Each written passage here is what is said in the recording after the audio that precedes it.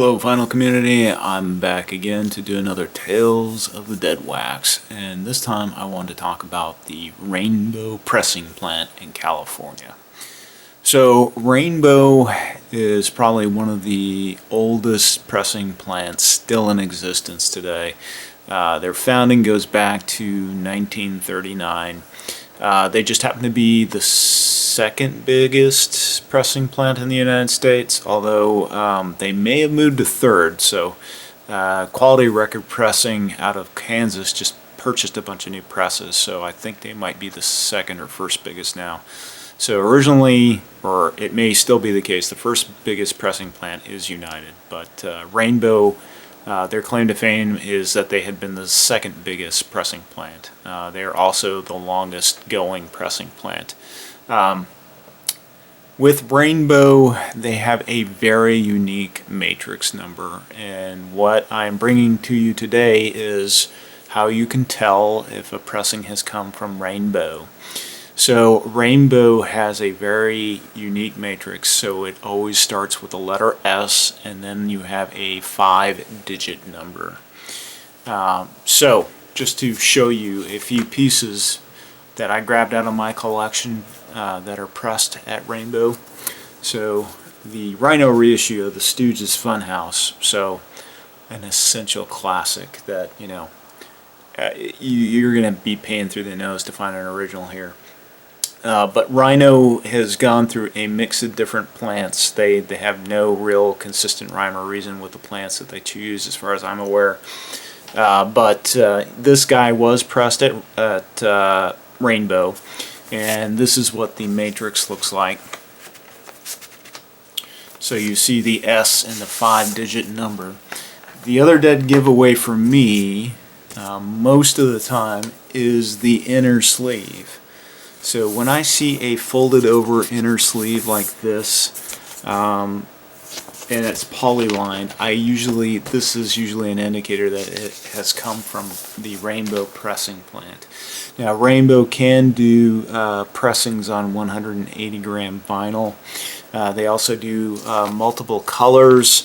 They do picture discs. They do 7 inches. Now the quality, though, is a mixed bag, and you'll see that on the internet. And this is another example of one that was pressed at Rainbo. So this comes from the Beatles stereo box set that was just recently released, I think about 4 years ago. And again, look at the inner sleeve. You got the typical white paper outer with the poly inner, and really nice. This one was actually decent quality, but it did come from a digital source. The digital source wasn't really, well, it was mastered for vinyl, but the original mastering was done from the CD. So, and that was done by Sean McGee. This guy really got a panning, and it wasn't until they redeemed themselves with a mono box set. But it's not bad. And this is just one piece out of that stereo box set. Another famous record that was pressed at Rainbo in terms of a repress was Roxy music. So all of the Roxy music titles went through a big repressing. This just happens to be one. Very nicely done. This did have a printed inner, but really kind of plain, so I just took it and I just put mine in a MoFi sleeve. A couple more examples to show you really quickly here. So Friday Music is a reissuer, and they usually do a pretty good job with the stuff that they put out. This just happens to be Hearts, Dreamboat Annie. I have a few Friday Music titles.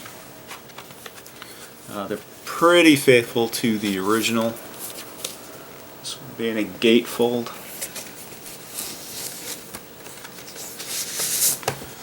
Again, paper sleeve with the fold over. Well, polyline sleeve, I should say. I should correct myself. And then Friday Music does their own unique labels. They don't do a complete replica of the label. And this one just happened to be mastered by Kevin Gray at Coherent Audio. And yeah, to me, I just love Kevin Gray's work.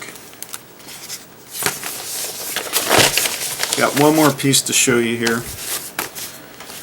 And this is Radiohead's Kid A on a 10-inch. And just to show you the matrix number here so you can see the 5-digit code. And this is a gatefold. It did come on printed inners. Now, Rainbo does not have its own mastering facility, so they get their lacquers from other places. But they also do CDs. They have been one of the bigger CD pressing plants, and you know, I've had pretty good luck with the Rainbo pressings.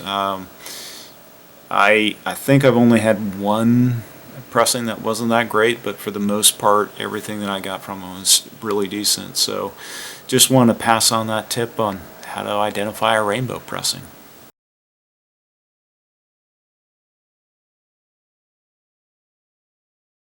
So with that, do you have any experience with Rainbo pressings? What do you feel about their quality? What records do you have that have been pressed at Rainbo? Let me know. Shoot me a comment down below.